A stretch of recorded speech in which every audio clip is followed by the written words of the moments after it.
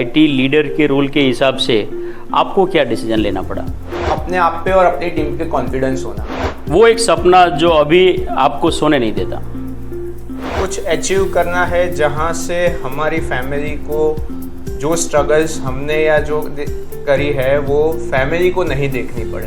2 लोग हैं जो मैंने बोला था इनिशियल डेज में, जिन्होंने मुझे काफ़ी फ्रीडम और सपोर्ट दिया। इसरो में मैंने ट्रेनिंग करी मेरी। उसमें 2-3 चीज़ें इंपॉर्टेंट है।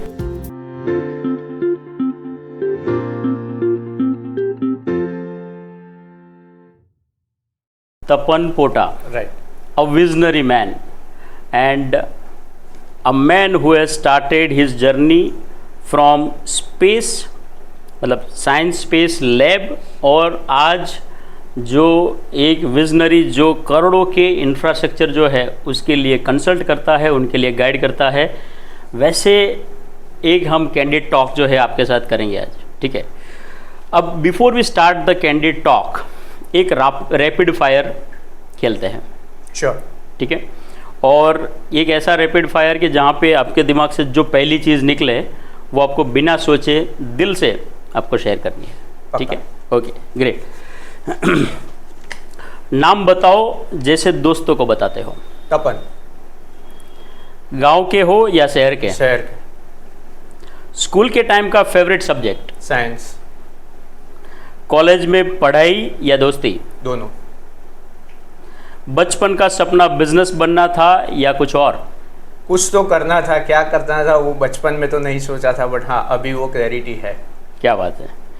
एक वर्ड में डिस्क्राइब करो अपने आप को। डिसिप्लिन्ड। मॉर्निंग पर्सन हो या रात का उल्लू? मॉर्निंग। फोन के अलावा एक चीज जो हमेशा साथ होती है? वॉलेट। कोई एक सॉन्ग या कोट जो हमेशा मोटिवेट करता है? Be the best version of your self. आपका कंपटीशन आपके साथ रखो, दूसरों के साथ नहीं। क्या बात, सुपर। चाय, कॉफी या कुछ थोड़ा स्ट्रांग? कॉफी। कॉफी। वो एक सपना जो अभी आपको सोने नहीं देता?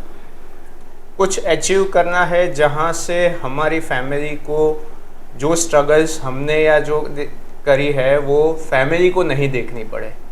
क्या बात, वो एक लेवल अचीव करना है। सुपर। चलिए अब आगे बढ़ते हैं एंड हमारा ये कैंडिड टॉक, जहाँ पे हम आज आपकी जो एक एज अ आईटी एक्सपर्ट जो एक आपकी बाहर की दुनिया है उसका बिहाइंड द सीन जो है उसको डिस्कस करते हैं। सो लेट्स स्टार्ट विथ शुरुआत का सफ़र। एंड तपन भाई, सबसे पहले ये बताइए कि आपका अभी तक का जो जर्नी है, मतलब मैं अभी तक का भी नहीं बोलूँगा, मैं आपको ये बोलूँगा कि before you started the organisation, आपने आपका खुद का वेंचर स्टार्ट किया, उससे पहले की जर्नी के जहाँ पे आपका बैकग्राउंड, आपका चाइल्डहुड, आपका एजुकेशन, क्या क्वालिफिकेशंस है, आपका एक एंटरप्रेन्योर बनने से पहले का जो एक्सपीरियंस है उसकी स्टोरी बताइए। बेसिकली मेरा एक मिडिल क्लास फैमिली से बैकग्राउंड है और जॉइंट फैमिली में हम लोग रहे हैं। 18-20 लोग एक फैमिली में, साथ में चाचा वगैरह सब लोग। और वहाँ से पूरा एजुकेशन सब कुछ अहमदाबाद में किया। Okay. Struggles, ups and downs education में भी रहे और फिर करियर में भी रहे। एजुकेशन में 12th में कम परसेंटेज, जो इंजीनियरिंग में जाना था कम परसेंटेज आए, तो दूसरा रूट लेके भी वही एमएससी इलेक्ट्रॉनिक्स और बीएससी एमएससी दोनों में यूनिवर्सिटी में 2nd रैंक। वाह। वो एक क्लियर वहाँ से विजन हुआ कि कहाँ जाना है। टेक्नोलॉजी में आगे जाना है। एंड देन वहाँ से आफ्टर एमएससी पहले से ही टेक्नोलॉजी, इलेक्ट्रॉनिक्स, आईटी उसमें लगाव था, तो वहाँ से फिर डाइवर्ट हुआ मैं आईटी में। आज 20 साल का पूरा मेरा करियर रहा है आईटी में। स्टार्ट किया था एक बेसिक ट्रेनी और इंटर्न से, जहाँ पे इसरो में मैंने ट्रेनिंग करी मेरी एज ए पार्ट ऑफ मेरा एमएससी करिकुलम भी था।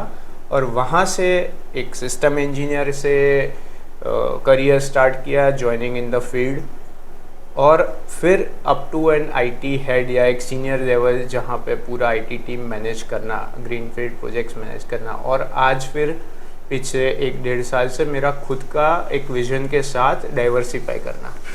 ये है मेरा पूरा जर्नी। सुपर। देखो, ये मुझे लग रहा है कि एक बहुत टफ डिसीजन होता है जब आप किसी ऑर्गेनाइजेशन के लिए काम करते हो और वहाँ से आपको एक आइडिया आता है, एक सोच बनती है कि मुझे खुद का कुछ स्टार्ट करना है ना। तो how it was all started, वो क्या आइडिया था, वो क्या आपकी लाइफ में कौन सा इवेंट ऐसा आया जिसने आपको मजबूर किया कि नहीं अब ये आपको खुद का करना है? सो थॉट यही था कि जब भी आज जॉब किया, इतने साल 19 साल करीब जॉब किया, तो उसमें एक ऑर्गेनाइजेशन का नीड या रिक्वायरमेंट या विजन है, उसके हिसाब से चल के अपना स्किल्स और उसको यूज़ किया और वो एक पर्टिकुलर डायरेक्शन में था। हो सकता है, और ये भी हुआ है कि काफ़ी सारी जगह पे पूरा कैपेबिलिटी इंडिविजुअल का या मेरा जो यूज़ नहीं हो रहा था, ये फीलिंग काफ़ी बार हुआ। तो ये सोच के फिर एक बैक ऑफ द माइंड हमेशा चल रहा था कि कुछ अपना भी करें, जिसमें अपने स्किल्स और कैपेबिलिटी को पूरी तरह यूज़ कर सके और जिससे हमारा भी फ़ायदा और ग्रोथ हो और दूसरों का भी। बिल्कुल। और जो भी आज साथ में विजन ये भी था कि बड़ी बड़ी इंडस्ट्रीज, एंटरप्राइजेज, वो लोग के पास बड़ी बड़ी आईटी टीम्स और उनके लोग हैं, बट जो SMEs, MSMEs, mid size business, individuals, जहाँ पे शायद उनको अफोर्ड नहीं कर सकते, तो वहाँ पे भी हमारा स्किल्स यूज़ करें और दोनों के लिए विन विन सिचुएशन क्रिएट करें। तो ये एक थॉट के साथ ये अपना खुद का स्टार्ट किया है। ग्रेट। तो तपन भाई, जब आपने ये स्टार्ट किया तो आपने साइबर सिक्योरिटी या फिर कंप्लायंसीज और ऑर्गेनाइजेशन जो है उसको एक ट्रांसफॉर्म कर सके, उस टाइप के एसओपीज़, यही डोमेन आपने क्यों सिलेक्ट किया? क्योंकि आईटी में तो बहुत सारी चीज़ें पॉसिबल है और लोग डेवलपमेंट में काम करते हैं, लोग कहीं ना कहीं और बहुत सारी प्रोडक्ट्स जो है उसके इम्प्लीमेंटेशन में काम करते हैं, तो आपने ये लाइन क्यों चूज़ करी? देखिए, ऐसा था कि मेरा कोर पहले से रहा है आईटी इंफ्रास्ट्रक्चर, ऑपरेशंस और सिक्योरिटी। ओके। जैसे आपने बोला, आईटी बहुत वाइड डोमेन है जिसमें डेवलपमेंट से लेके काफ़ी सारी चीज़ है, बट जो मेरा कोर है, मेरी स्ट्रेंथ है, उसको ही मैं एम्पलीफाई करके यूज़ करके आगे बढ़ना चाहता था। और साथ में पोस्ट कोविड एक क्लैरिटी और ये भी आया on the other side, industries में भी जो लोग आईटी को सिर्फ एक ऐसी चीज मानते थे कि ठीक है ये है, नेग्लिजिबल है एक टाइप से, हाँ, जो इसको खर्चा मानते हैं। एक्चुअली आईटी को always was considered as an expense, never as an investment और बैकबोन। करेक्ट। पोस्ट कोविड वो एक क्लैरिटी इंडस्ट्री में भी आई है। Even government is also focusing on this, compliance और सिक्योरिटी फोकस कोविड के बाद बहुत ज़्यादा आया है। तो उसके बाद मेरा भी ये थॉट रहा कि मेरा ये डोमेन है, मेरा ये एक्सपर्टाइज है, तो मैं क्यों नहीं उसको अपने एक नेक्स्ट लेवल के लिए यूज़ करूं और वो स्किल्स जो मेरे पास है उससे सबका बेनिफिट हो। और आज कंप्लायंस होगा, एसओपीज होगा, पॉलिसीज होगा, जो एक बेस है, मेरे हिसाब से वो एक प्लेटफॉर्म है, राइट, जिसके ऊपर आप अपना पूरा एम्पायर बिल्डिंग स्ट्रक्चर जो भी है क्रिएट कर सकते हैं। करेक्ट। एक बड़ा सिंपल सवाल मैं आपको पूछना चाहूँगा तपन जी, अब जब हम साइबर सिक्योरिटी की बात करते हैं, कंप्लायंसेस की बात करते हैं, तो आपके हिसाब से ये सिर्फ बड़े बिजनेस के लिए है या जो छोटे बिजनेसेस है उनको भी इसकी ज़रूरत है? अगर हम ऐसे ही जनरल आईटी टर्म्स में बात करें तो मेरे हिसाब से सबको ज़रूरत है। ओके।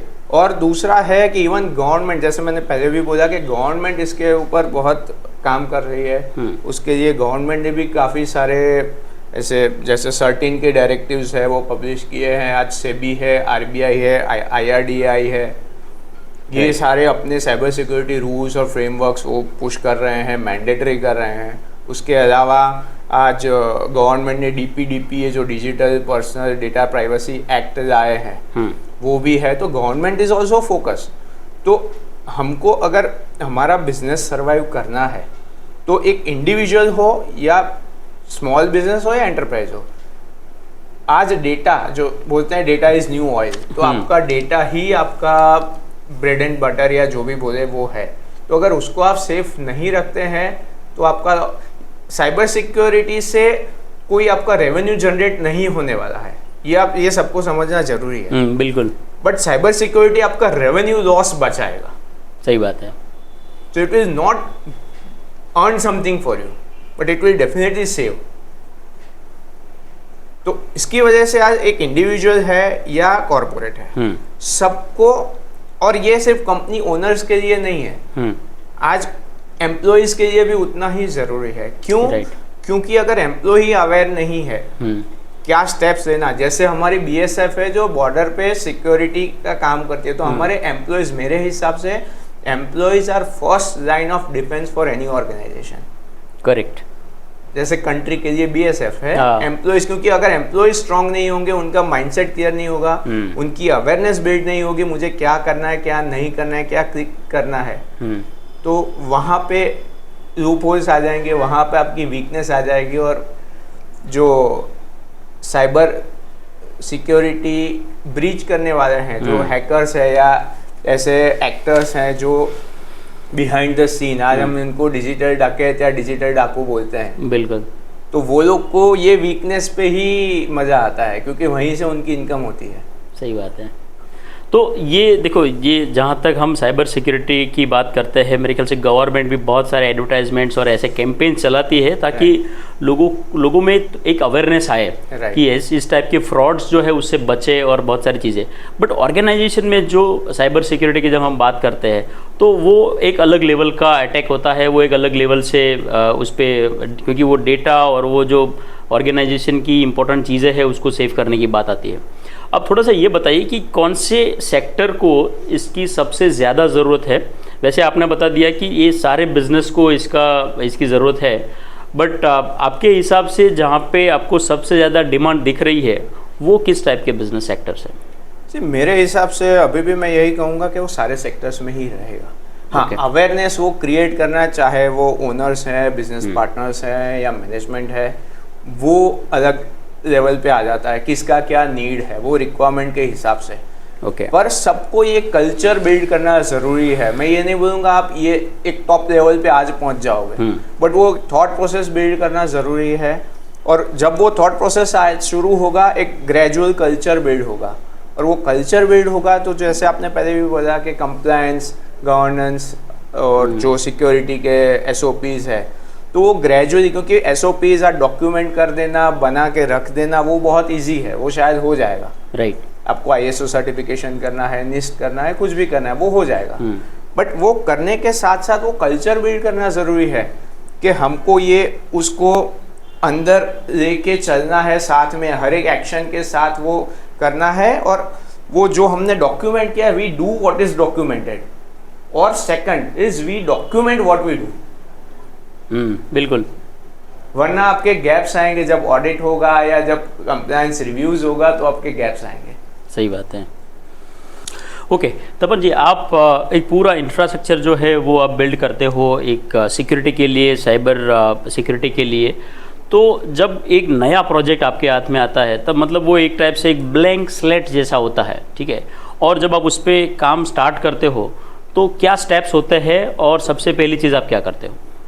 ठीक है, आज कोई भी प्रोजेक्ट हो, नया हो, आज ग्रीनफील्ड हो, जैसे आपने ब्लैंक स्लेट बोला, या कोई एग्जिस्टिंग सेटअप में भी जहाँ कुछ चालू है वहाँ पे भी कुछ नया इनिशिएटिव लेना हो, सबसे पहले दो चीज़ इम्पोर्टेंट है। एक तो वो क्यों करना है, पर्पस, उसका पर्पस क्या है, राइट, मैनेजमेंट का या ऑर्गेनाइजेशन का, उसका विजन क्या है, वो करने के पीछे वो जानना जरूरी है, अचीव क्या करना है। बिल्कुल। एंड सेकंड, उसके बेसिस पे एक रिक्वायरमेंट डिफाइन करना है कि ये करना है, बट उसको क्या बेस्ट तरीके से, क्योंकि उसमें रिक्वायरमेंट डिफाइन करने के लिए बजट भी उतना ज़रूरी है, टाइमलाइन भी ज़रूरी है, उसको प्रायोरिटी फिर कैसे देना है, उसको एक पार्ट में करना है, उसको फेजेस में डिस्ट्रीब्यूट करके करना है, ये सारा डिफाइन करना ज़रूरी है। और जब कोई ग्रीनफील्ड प्रोजेक्ट आता है तो और लेवल उसमें इंक्रीज हो जाते हैं, क्योंकि वहाँ पे आपका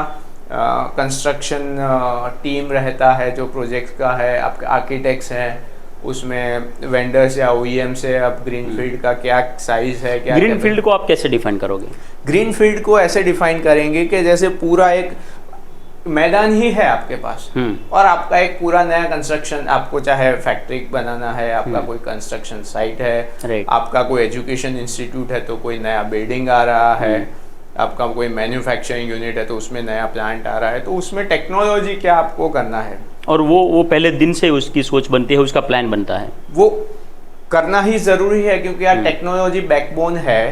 तो पहले दिन से वो अगर मैनेजमेंट के साथ बैठ के, विजन है उसके साथ बैठ के उसको अलाइन करना है आर्किटेक्ट के साथ लेके, तो एक अच्छा सॉल्यूशन डिज़ाइन कर पाएंगे। और उसमें 2-3 चीज़ें इंपॉर्टेंट है। पहला है कि स्केलेबिलिटी। राइट, स्केलेबिलिटी ये ज़रूरी नहीं है कि हर एक चीज़ में आज ही बना के डिप्लॉय कर दूँ, बट मैं उसको 5 साल 10 साल में मुझे कहाँ करना है, तो मैं हर बार मेरा बेस आर्किटेक्चर या डिज़ाइन चेंज करे बिना मैं उसको कितना स्केल अप कर सकता हूँ। बिल्कुल। दूसरा है उसमें सिक्योरिटी साथ में डे 1 से कंसिडर करना है कि वो सेटअप जो मैं डिप्लॉय कर रहा हूँ वो स्केलेबल तो हो, साथ में सिक्योर हो। और तीसरा है उसका सस्टेनेबिलिटी, क्योंकि वो सस्टेनेबल भी होना चाहिए। बिल्कुल। तो ये तीनों चीज़ लेके, और साथ में जब सिक्योरिटी आती है तो CIA, कॉन्फिडेंशियलिटी, इंटीग्रिटी और अवेलेबिलिटी। आज सिक्योरिटी का ये बेस है। सही बात है। तो ये लेके और उसको ही बेस लेके आगे बढ़ना है। तपन जी, जब हम ISO की बात करते हैं या फिर आज की डेट पे जब ISO की डिस्कशन भी होती है, तो सबको लगता है कि ISO, और स्पेशली जब हम ISO 27001 की बात करते हैं, I think that is something which is related to cyber security, है ना। उसकी बात करते हैं तो लोगों को लगता है कि it is just a paper work and इसके अलावा और कुछ नहीं होता है। बट जब आप सही में एक प्रोजेक्ट का इम्प्लीमेंटेशन करते हो तो उसमें आपका एक एक्सपीरियंस क्या होता है या फिर क्या चैलेंजेस होती है? ISO अकेला, ISO 27001 is one of the certifications related to cyber security, is information security management system, ISMS हम बोलते हैं उसको। Okay. उसके अलावा काफ़ी सारा है अलग अलग सर्टिफिकेशंस ISO में भी जो सिक्योरिटी रिलेटेड है। बट ये एक ऐसा है कि जो पूरा आपका इंफॉर्मेशन सिक्योरिटी मैनेजमेंट सिस्टम को स्ट्रॉन्ग करने के लिए काम करता है, तो उसको आज ज़्यादा लोग प्रिफर करते हैं।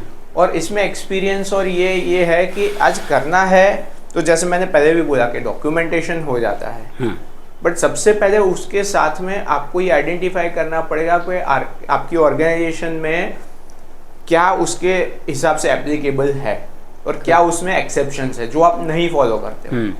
ये 2 चीज़ करने के बाद उसका एक रोड मैप बनेगा, इम्प्लीमेंटेशन प्लान बनेगा, और फिर उसका एम्प्लॉय ट्रेनिंग, एम्प्लॉय अवेयरनेस, और ग्रेजुअली जहाँ पे टेक्नोलॉजी डिप्लॉय करना है, बिकॉज जो सॉल्यूशंस या सर्विसेज या SOPs या जो कंसल्टिंग या जो मैं अपना स्किल्स यूज़ करता हूँ, वहाँ पे प्रोडक्ट इज़ एक्चुअली आउटपुट या बाई प्रोडक्ट, अ सॉल्यूशन। एक टेक्नोलॉजी या टूल या कोई डिप्लॉय करना है, लाइसेंस या हार्डवेयर, तो it can be a by product of this services. Right. जो आज मुझे सिक्योरिटी स्ट्रेंथन करना है या कुछ बेस्ट प्रैक्टिसेस इम्प्लीमेंट करना है, तो उसको वो लेवल पे ले जाने के लिए वो डिप्लॉय करना, तो वो right product, right solution organisation के लिए डिफाइन करना। क्योंकि आज ज़रूरी नहीं है कि जो चीज़ 1000 एम्प्लॉय की ऑर्गेनाइजेशन की है सही है, वो 500 या 100 एम्प्लॉय के लिए वही फिट है। तो उसकी नीड के हिसाब से प्रॉपर सॉल्यूशन डिफाइन करना, उसको इम्प्लीमेंट करना, और इम्प्लीमेंट हो जाना इम्पोर्टेंट नहीं है, वो लेवल को मेंटेन करना ज़्यादा इम्पोर्टेंट है। क्योंकि आज आपने ISO सर्टिफिकेशन दे दिया है, उसको इम्प्लीमेंट कर दिया, राइट, बट उसको सेम लेवल पे मेंटेन करना, तो उसका पीरियोडिक रिव्यू, उसका पीरियोडिक ट्रेनिंग, और जो हो रहा है वो उसी हिसाब से, उसी लेवल से हो रहा है जो हमने पहले, ताकि उसका स्टैंडर्ड जो है वो मेंटेन रहे, वो ज़्यादा ज़रूरी है। बिल्कुल।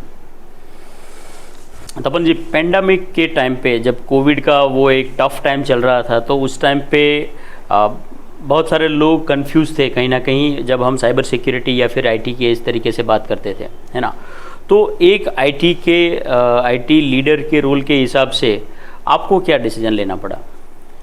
देखिए, उस वक्त हमारी एज ए IT लीडर या IT टीम सिचुएशन ये थी, या मेरी एज ए IT लीडर ही स्पेसिफिक बात करूं, तो सबसे पहला अपने आप पे और अपनी टीम पे कॉन्फिडेंस होना, और जो सेटअप आपके पास है आपको ये बिलीव कि ये मेरा setup is sufficient to drive the organisation और टू ट्रांसफ़र फ्रॉम ट्रांजिट, और जो ट्रांजिशन था immediate from on campus to work from home या स्टडी फ्रॉम होम, राइट, उसके लिए सफिशिएंट है। तो वो एक कॉन्फिडेंस था, बट वो कॉन्फिडेंस अपने मैनेजमेंट को दिलाना या जो भी एसोसिएटेड, हाँ, क्योंकि they were worried, they don't know the technology, बिल्कुल, they know how it works, उनको यूज करना आता है और उसका बैकबोन नहीं पता है। तो शुरुआत में जब लॉकडाउन डिक्लेयर हुआ या पार्शली सारा ये ट्रांजिशन चालू हुआ था, तो मैनेजमेंट वाज ऑलवेज कंसर्न, और हमारी काफी सारी मीटिंग्स भी होती थी कि क्या करेंगे, कैसे करेंगे, डिटेल में timeline. But I was like in a kind of relax condition, क्योंकि मैंने जो बेस प्लेटफॉर्म रेडी किया था, I was confident. And then हाँ, एक लीडर का रोल था कि मैनेजमेंट को भरोसा देना कि yes we are ready to transit immediately, और वो फियर से बाहर निकाला उनको, वो फियर से बाहर निकालना। साथ में दूसरा एक चैलेंज था कि वो लिमिटेड टीम के साथ, क्योंकि ऑन कैंपस एक प्रीमाइसिस में बैठ के आपको सपोर्ट देना है 10 से 6 या 10 से 7 के बीच में, वो शायद इजी हो जाता है। जब वर्क फ्रॉम होम होता है और बड़ा कैंपस या आपके पास ज़्यादा एम्प्लॉयज़ और जिनको सपोर्ट देना है, जिसमें आपके पास टेक सेवी लोग भी है और ऐसे भी लोग हैं जो उनको टेक्नोलॉजी से एक्वेंटेड नहीं है, उनको भी आपको हैंडल करना है। बिल्कुल, और सबको पता है ये लोग घर पे ही है, so we don't have option कि हम अभी बोल सकते हैं कि मैं घर पे आ गया या अभी कल देखेंगे। और पेंडेमिक के सिचुएशन में सबको एक कंफर्ट के साथ साथ में लेके चलना एक चैलेंज भी था और एक एक्सपीरियंस भी था, और उसमें टीम को मोटिवेटेड रखना, एब्सोल्युटली, और उसमें साथ साथ में एक कुछ अचीव करना। नया भी डिप्लॉयमेंट किया ऑनलाइन क्योंकि टेक्नोलॉजी था, और एग्जिस्टिंग ऑपरेशंस को भी एक नेक्स्ट लेवल पे ले गए। तो वो एक अच्छा एक्सपीरियंस भी था और एक कॉन्फिडेंस बूस्टर टीम के लिए तो था ही, बट मैनेजमेंट के लिए भी था कि यस वी आर रेडी। बिल्कुल। ओके तपन जी, मेरा अगला सवाल जो है वो आपको लीडरशिप एंड मेंटरशिप के उसके ऊपर है। अब जब आप एक यंग टीम के साथ काम करते हो, और स्पेशली जब हम मिलेनियल्स की बात करते हैं, जब हम जनरेशन जेड की बात करते हैं, है ना, तो उनकी सोच एक पूरी अलग होती है, और एज अ एक्सपर्ट आपकी एक थॉट प्रोसेस अलग से चलती है। तो वहाँ पे आप ये टीम को कैसे हैंडल करते हो और किस तरीके से आप उनको गाइड करते हो? अब यहाँ पे मेरा थॉट और ये मेरा लीडरशिप का हेड में थोड़ा सा साइड में रख देता हूँ। As a mentor, as a coach या एज ए गाइड सोचना पड़ता है, क्योंकि जैसे आपने बोला यंग जनरेशन जेन जेड, या उनका ये है कि उनका एक अपना काम करने का तरीका है। बिल्कुल। दूसरा काफ़ी सारा ये रहता है कि जब वो यंग है तो उनके पास वो लेवल का एक्सपीरियंस या नेक्स्ट उसमें क्या उसके रिपरकशंस हो सकते हैं, प्रेडिक्शन वो जो होता है, हाँ, वो उनका शायद नहीं होता है, राइट।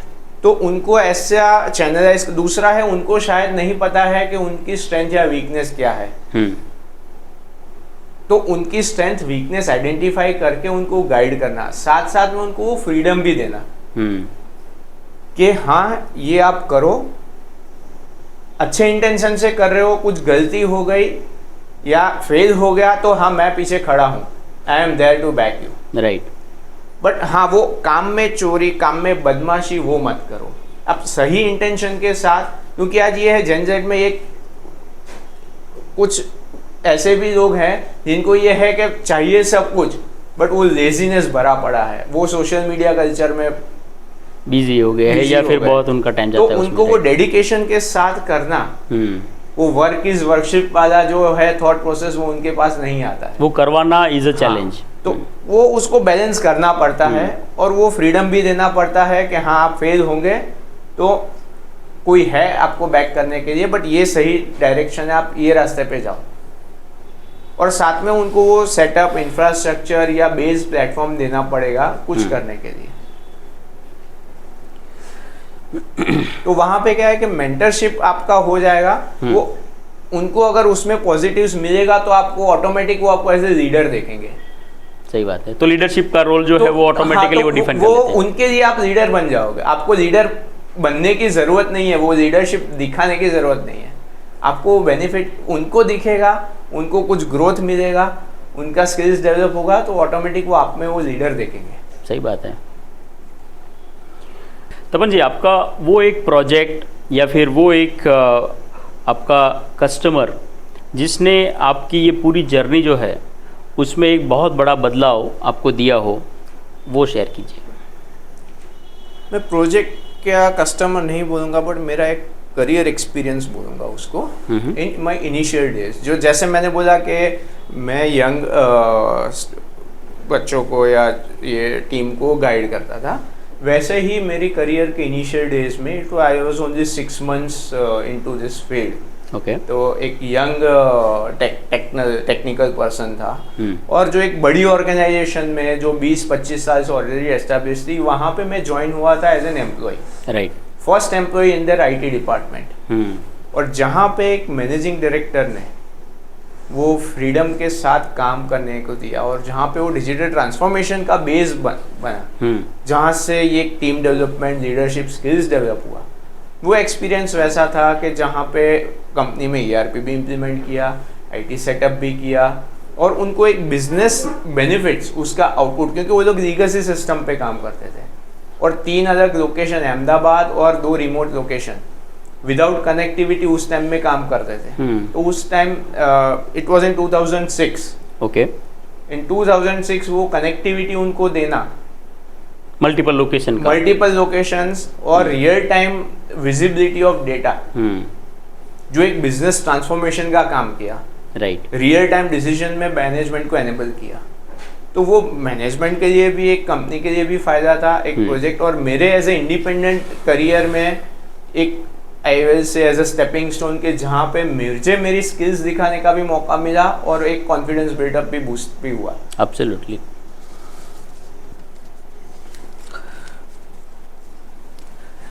सो तपन जी, अभी रिवर्ब सॉल्यूटेक जो आपका ऑर्गेनाइजेशन है, वो क्या क्या ऑफरिंग्स, क्या क्या सर्विसेज जो है वो देता है, और आपका एक special target market, target segment जो है वो कौन सा होता है? जैसे मैंने बताया कि ये सॉल्यूशन, या जो भी मैंने अपना जॉब छोड़ के भी ये स्टार्ट किया है, इट्स काइंड ऑफ एक एंड टू एंड सॉल्यूशन देना IT और साइबर सिक्योरिटी में, राइट। तो रिवर्ब सॉल्यूटेक का यही है मिशन कि हमको डिजिटली सिक्योर सेटअप डिप्लॉय करना है। कोई प्रोडक्ट नहीं सेल करना है, मेरा टारगेट कोई प्रोडक्ट सेल करना नहीं है, मेरा टारगेट है एक प्रॉपर सॉल्यूशन देना, जिसमें product can be a part of it. बिल्कुल।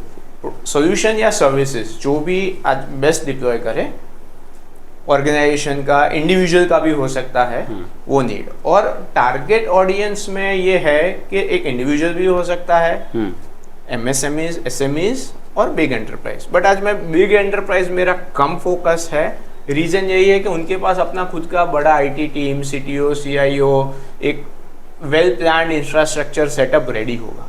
बट आज SMEs, MSMEs, राइट, और जो दूसरे भी ऐसे छोटे प्रोप्राइटरशिप फर्म्स हैं, इंडिविजुअल्स हैं, उनके पास ऐसे बड़ा IT इंफ्रास्ट्रक्चर नहीं है, या उनके पास ऐसी IT टीम या best in class deployed setup नहीं होगा, बट उनको भी रिक्वायरमेंट उतनी ही है, कॉस्ट इफेक्टिव क्वालिटी सर्विसेज। तो वो फोकस के साथ ये स्टार्ट किया है कि उनको भी वही टाइप ऑफ क्वालिटी सर्विसेज दे सकें। बिल्कुल, क्योंकि आज उनका बिजनेस मेरे हिसाब से ज़्यादा रिस्क पे है कॉरपोरेट के हिसाब से, क्योंकि वहाँ पे एक सेटअप है, यहाँ पे वो शायद सेटअप है या कम है। तो और फाइनेंशियल ट्रांजैक्शन तो हर एक छोटे बड़े बिजनेस में सब जगह है।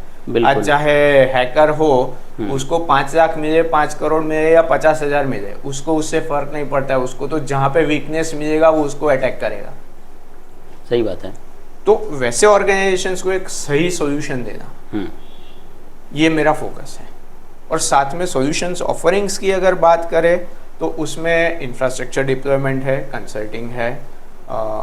आपको अगर कंसल्टिंग में भी पार्ट टाइम कॉन्ट्रैक्चुअल ऐसा virtual IT head, IT manager, ऐसा कोई सर्विसेज चाहिए, साइबर सिक्योरिटी अवेयरनेस ट्रेनिंग्स है, SOPs, पॉलिसीज, प्रोसीजर्स बनाना, या अगर आपके पास है उसको रिव्यू करके एनहेंस करना, उसके हिसाब से आपको गैप एनालिसिस करवाना। आपका कोई ऑडिट करना है तो ऑडिट के पहले का प्री ऑडिट रिव्यूज़ करना, वो गैप्स को फिर अगर प्लग करना है, आपका road map banana IT solutions के, या आपका कोई कंपनी का विजन है कुछ लेवल पे जाना है नेक्स्ट एक्सपेंशन का, तो इस हिसाब से IT डिप्लॉयमेंट आपका इमीडिएट, इंटरमीडिएट या लॉन्ग टर्म उसका रोड मैप बनाना, उसका डिप्लॉयमेंट, और साथ साथ में जैसे मैंने बताया कि सॉल्यूशंस तो है, सर्विसेज है, प्रोडक्ट्स भी है। तो बेस्ट फिट प्रोडक्ट्स अगर आपके वेंडर्स या बिजनेसेस के खुद के हैं तो I can work with them, help you deploy the best. और जियोग्राफिकली आप कौन से रीजन में काम करते हो? अभी जियोग्राफिकली देखो आईटी ऐसा है कि we can work remotely also, तो अक्रॉस द ग्लोब रिमोट में कहीं भी ये डिप्लॉयमेंट, हाँ जहाँ फिजिकल प्रेजेंस है वहाँ पे एक लिमिटेशन के साथ या प्लानिंग के साथ कर सकते हैं, बाकी जियोग्राफिकल ऐसा कोई आईटी में आज लिमिटेशन रहा नहीं है। जिस टाइप का सोल्यूशन सर्विसेज है, डिप्लॉयमेंट है, so we can serve anywhere, even remotely, out of India, within India, any state, it is possible. Okay और जब हम साइबर सिक्योरिटी की बात करते हैं तो बहुत सारी वल्नरेबिलिटीज़ जो है उसकी भी बात होती है उसमें, और आप ऑर्गेनाइजेशन को जब एक कॉन्फिडेंस दिलाते हो, जब एक प्रपोजल देते हो, तो उसमें गवर्नमेंट के जो सॉल्यूशंस है वो कैसे अटैच होते हैं, वो कैसे अलाइन होते हैं कि जहाँ पे किसी के साथ कोई अटैक होता है तो वो साइबर डिपार्टमेंट को कैसे कनेक्ट करे या फिर उसका क्या सॉल्यूशन होता है? देखो सबसे पहले तो यही है कि जो बेसिक गवर्नमेंट की मैंडेटरी डायरेक्टिव्स है उसको फॉलो करे। कोई भी इंडिया में आज बिजनेस करता है और वो आज डिजिटल प्लेटफॉर्म यूज़ करता है तो उसको सर्टेन के कुछ डायरेक्टिव्स हैं जो गवर्नमेंट ने पुश किए हैं, और वो आज से नहीं है, या 2022 से है। तो मेरा फर्स्ट फोकस यही रहता है कि वहाँ से शुरू करें। कि आप अगर वो फॉलो कर रहे हैं तो आपका फर्स्ट लेवल, आज स्टेयरकेस है तो आप फर्स्ट स्टेप पे चढ़ गए। बिल्कुल हमको पता है कि आज साइबर रेजिलियंस बिल्ड करने के लिए हमको शायद 20 स्टेप्स चढ़ने पड़ेंगे, बट हम एक एक स्टेप प्लान करके जाएंगे तो वो इजी भी रहेगा और वो फेज मैनर में उसको डिप्लॉय कर सकते हैं। ओके, सही बात है। ओके, अब चलिए एक सवाल मेरा आपको आपकी पर्सनल लाइफ जो है उसके बारे में है, जहाँ पे आप जब काम करते हो, क्योंकि कंसल्टिंग और एक सॉल्यूशन इम्प्लीमेंटेशन उसमें बहुत फोकस लगता है, उसमें बहुत सोच लगती है, एक थॉट प्रोसेस लगती है। तो जब आप काम नहीं करते हो तब आप क्या करते हो? व्हाट आर दी हॉबीज़ और इंटरेस्ट यू हैव जहाँ पे आप टाइम स्पेंड करते हो वर्क के अलावा? देखो वर्क के अलावा ऐसा है कि day in day out yes work में काफ़ी टाइम जाता है, और जब फोकस रहते हैं तो पूरा इस पे ही करते हैं। बिल्कुल। बट उसके अलावा फैमिली के साथ टाइम स्पेंड करना, मेरा सन है तो उसको टाइम देना, उसके साथ खेलना, मूवीज़ देखना, म्यूज़िक सुनना, ये सारा एक एक्टिविटी है जो करते हैं। हाँ, और अगर कुछ लंबा ब्रेक लेना है तो फैमिली के साथ एक छोटा सा टूर कर दिया, या एक लंबा टूर कर दिया, आउटिंग कर दिया, या लोकल या बाहर का। तो ये एक रहता है कि जो एक आपको रिफ्रेश करता है और रीबूट करता है नेक्स्ट चैलेंज के लिए। बिल्कुल। चलिए एक अपने रैपिड फायर राउंड की ओर बढ़ेंगे, बट उससे पहले मेरा एक सवाल आपको ये है कि आपको ये जनरेशन जेड या फिर जो यंग एंटरप्रेन्योर्स है उनको अगर आपको एक मैसेज देना हो तो वो आपका मैसेज क्या रहेगा? देखो मेरा मैसेज तो यही है कि जो भी आपको करना है आप क्लैरिटी के साथ करो, और उसको पूरा डेडिकेशन फोकस के साथ उसके पीछे लग जाओ। क्योंकि आज डिस्ट्रैक्शन बहुत ज़्यादा है यंग इस जनरेशन के, शायद हमारी जनरेशन या उसके पहले लोगों के पास इतना डिस्ट्रैक्शन नहीं था, क्योंकि ये सारे गैजेट्स नहीं थे, गैजेट्स नहीं थे, तो उनके पास डिस्ट्रैक्शन ज़्यादा है। तो उस डिस्ट्रैक्शन में से फोकस करके अपने काम पे करना। हाँ, उसके आपके पास जो आपका काम या फोकस के साथ साथ आप दूसरा कुछ करते हो, दैट इज गुड, बिल्कुल, और वो करना भी चाहिए, but focus on your goals और वो अचीव करने के लिए। और उनको आज एक और मेरा थोड़ा सा ऑब्जर्वेशन है, वो उनको गलत तरीके से नहीं है, बट काफ़ी लोगों को ये है कि हमको सब कुछ आता है, हमको सब कुछ पता है। बिल्कुल। बट आज आपसे ज़्यादा एक्सपीरियंस लोग और सब, मैं आज अपने आप को एक्सपर्ट किसी में नहीं मानता। आपने मेरे इंट्रोडक्शन में बताया था कि मैं साइबर सिक्योरिटी एक्सपर्ट हूँ, but I am a learner, I am a daily learner. मैं हर एक लोगों से सीखता हूँ कुछ ना कुछ। बिल्कुल, वो ऑब्जर्वेशन से भी आप सीख सकते हैं। तो वो एक हमेशा अपने में वो एक हंगर रहनी चाहिए। हाँ, वो हंगर रहनी चाहिए, या वो आप एक्टिव रखिए एक पार्ट के, जहाँ से आप सीखो हमेशा किसी से। बिल्कुल, सुपर। तो चलिए अभी अपने आगे बढ़ते हैं रैपिड फायर राउंड की तरफ। चलिए तपन भाई, रैपिड फायर राउंड जो हमारा एक फन एंडिंग राउंड होता है उसकी तरफ आगे बढ़ते हैं, ठीक है। जहाँ पे मैंने आपको शुरू में एक राउंड जो है वो उसमें कुछ सवाल करे थे, अभी आपका जवाब होना चाहिए फटाफट और दिल से। So are you ready? Yes. Okay, great. Mac या Linux? Linux always, configuration and control. Okay, सबसे बड़ा साइबर मिथ जो लोग मानता है? ये मेरे लिए नहीं है, मैं सिक्योर हूँ, ये बड़ी ऑर्गेनाइजेशन के लिए है। ओके, एक ऐप जिसको आप अनइंस्टॉल नहीं कर सकते? व्हाट्सएप या ईमेल मेरा। ओके, एक बुक जो हर आईटी प्रोफेशनल को पढ़नी चाहिए? वैसे काफ़ी सारी है, बट एक रिसेंट में द फोनिक्स प्रोजेक्ट अच्छा है, वो एक cyber journey, not on cyber journey but IT governance और जर्नी के लिए it's a good. Okay, data या धंधा? धंधा with data security and privacy. कोई बॉस जिसका काम आज भी याद हो?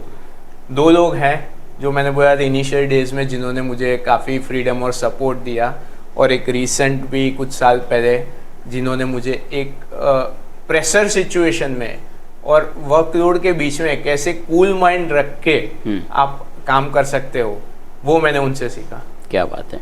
आपका बिगेस्ट आईटी फेल या ब्लूपर?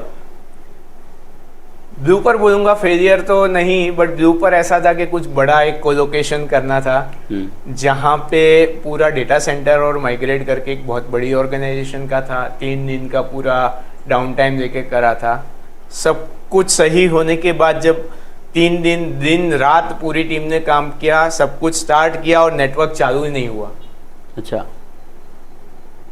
तो सारे पैनिक में आ गए, मैं और मेरा टीम मेंबर, हम लोग फिर सोचने बैठे, और ब्लूपर ये था कि जो फायरवॉल के नेटवर्क पोर्ट थे, दैट वर फर्स्ट जो हमने शट डाउन किए थे ताकि नया डेटा एंटर नहीं हो डेटा सेंटर के सर्वर्स में, तो वो हम ऑन करना भूल गए थे। बट वो एक ब्लूपर बोल सकते हैं कि वो पैनिक सिचुएशन क्रिएट कर गया था, बट क्योंकि वो बॉडी और माइंड टायर्ड था 3 दिन के एफर्ट्स के बाद, तो बट वो एक बाद में हम बहुत हंसे भी इसके ऊपर। बिल्कुल। ओके, लाइफ का 1 मंत्र? मैं 2 चीज इसमें बोलूंगा एक की जगह पे। One is do the basics right. अब जिस भी फील्ड में करो, do the basics right. And दूसरा जो वर्क इज वर्शिप वाला है कि आप जो काम करते हो वो आपका ब्रेड एंड बटर है, तो उसको पूरे डेडिकेशन के साथ करो, उसके साथ तो चीट मत करो, आलस मत करो, उसमें आपका 100% दो। मैं बोलता हूँ 100% से ज़्यादा दो।